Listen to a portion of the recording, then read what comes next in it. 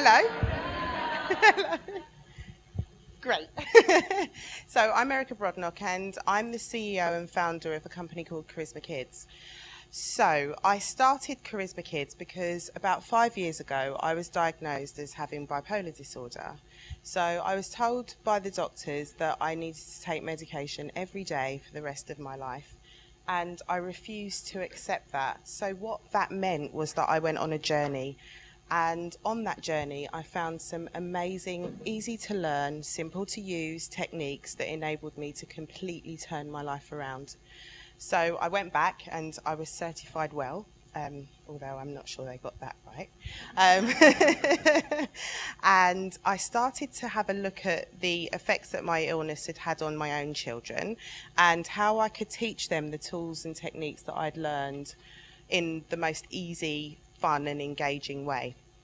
So I also had a child at that time. She was 5, she's 10 now, but she was 5 then, and there wasn't a day that I'd gone to school for the whole of reception, all of year 1 and into year 2 that I hadn't had some sort of complaint about Lexis's behaviour from the teachers and them saying that, you know, she didn't have a good day today and she didn't have a good day today and she didn't have a good day today. And it got to the point where I was like, right, I'm going to need to do something about this because otherwise she's going to end up just like me. And that was the worst possible outcome for her in my eyes. So I went to the doctors, and after about sort of 12 weeks of badgering them, they said, okay, we'll do a referral to CAMHS. So I waited and waited and waited, and after about 6 months she had an assessment at CAMHS, and back came the results, and they said that she wasn't bad enough for them to take her on and help her in any way, shape or form.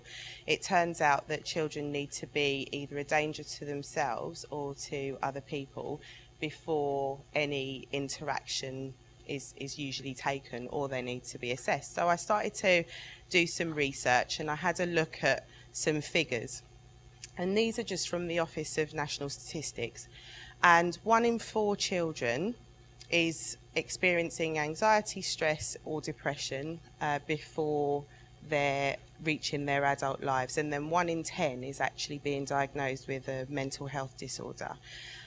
And I just thought, how can this be? How can it be that we're looking at how we can do all sorts of other things in the world, but we're not taking care of our children's mental health? So I started to look at how many children that actually meant, and there are 4.3 million children below the age of 10 in the UK at the moment. So that's more than a million children experiencing the effects of stress. And the thing with it is that it's not discriminatory. So it's not that you need to be from a certain race or a certain background or a certain demographic to have these issues. It affects everyone. So I started to look at the definition of stress, and according to Richard Lazarus, stress is a perception that someone holds that they're unable to meet the demands that they face because they don't have the resources to do that. And so I started to look at that in more depth and started to think about something that Einstein once said, which was that you cannot solve a problem using the same thinking that created it. And there's no such thing as a problem-free life, as I said before. So that led me to start looking at the brain and how it works. So you've got the first brain that's responsible for your breathing and your blood pressure and your temperature, etc. The second brain, the brain's like an onion, and there are layers, 3 main layers. So as I said, the first one is responsible for all of the things that we do instinctually. Second one is responsible for things like sleep, emotional reactivity, and then looking at how our appetites, etc. And the third brain is responsible for our thinking centres, and that gives us the ability to think creatively and to problem solve. the thing with it is that what happens is that if a stress signal, which is just depicted down the bottom there, goes up into our brain, it shuts down the third brain.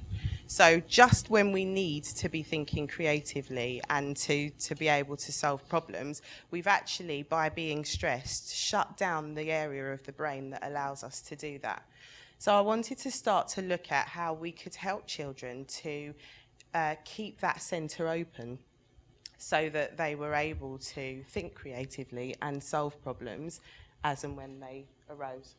So this is a saying that we're often told, and it's to prepare to fail to prepare is to prepare to fail. So if being a smart and sophisticated thinker is what we need to be able to feel less of the effects of stress, I wanted to know how we could teach that to children at the earliest possible opportunity so that there wasn't the time for them to grow up in this stress phase that we're seeing at the moment. So I started to look for the apple a day in terms of emotional intelligence.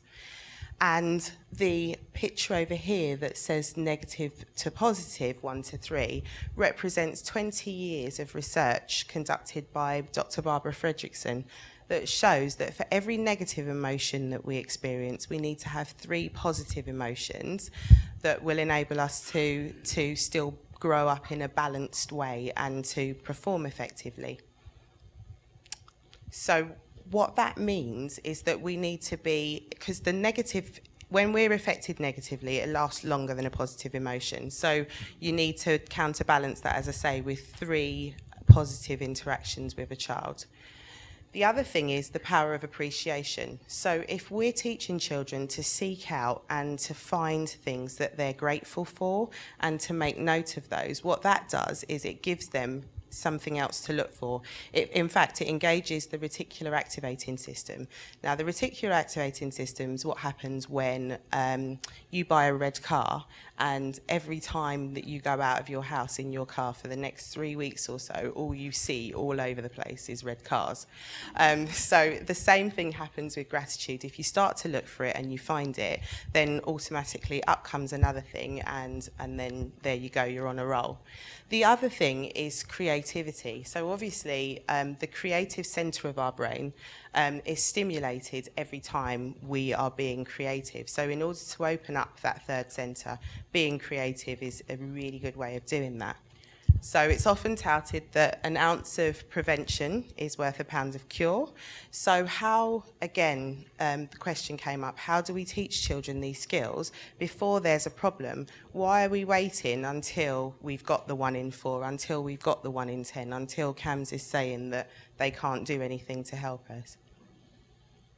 So I teamed up with a group of passionate parents, teachers and a psychologist, and we partnered with the design and technology industries in order to create what we're calling the definitive prescription for happiness, confidence and creativity in children.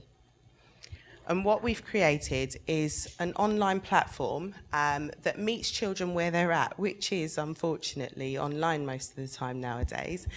And so in our virtual world, Moodville, we're able to help children to move from areas such as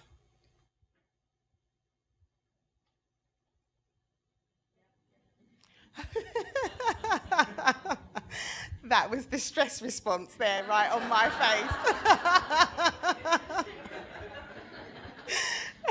So we're able to help children to move from areas such as Fear Farm and Angry Alley over to areas like Gratitude Gardens and Love Lane.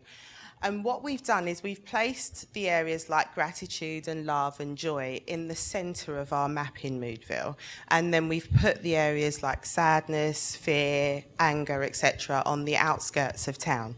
So what we're doing is we're enabling children to play, but we're also showing them that where you want to be is in your centre. And it's not a problem to have to go and visit the other areas like anger and fear and sadness and tiredness. But what you need to do is go over there, get the tools that you need in order to come back to your centre, which is love and gratitude. And what we're hoping is that if children learn these skills right from the very beginning, they will grow up into well-rounded adults. We've also got some characters, and here is one of them. And so what I'm going to do is let her speak to you. You're perfect, just as you are. So You are unique and special. A princess is beautiful on the inside and out. I love you very much. So what we're doing is we're giving children those three positive reinforcements.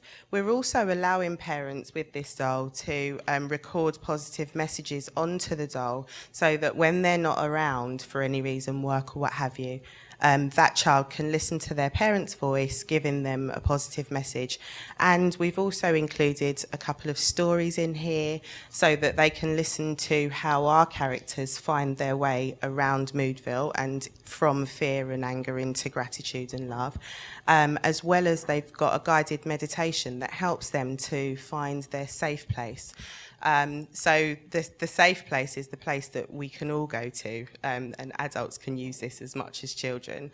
And that's the place that you just love the most, and you feel safe and happy there regardless of what's going on in the external world. We've done some testing with the dolls and with our online world, and we've got some great feedback of more than 600 children that were tested. 90% of them said that they felt that the tools and techniques that we were using were helping them to remain calm when they felt stressed and upset. And 98.25% of their parents thought that, you know, it was a great intervention and they noticed the difference with their children as well. So that's been absolutely amazing.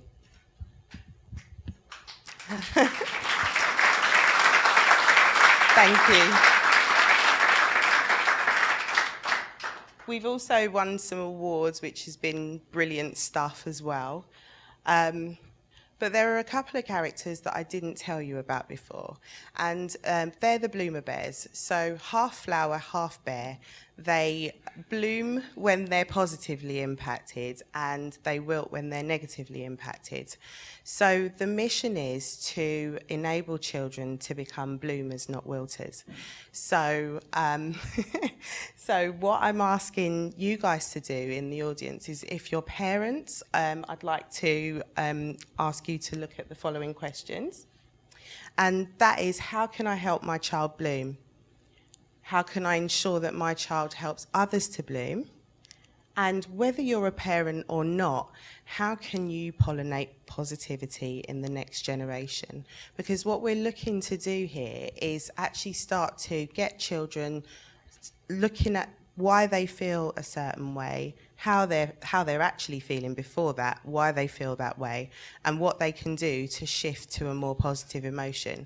But that starts with you, because if you guys start doing that, then it inspires children to be able to do the same. So I've been Erika Brodnock, and you've been a very kind audience with all of my computer glitches, so thank you very much.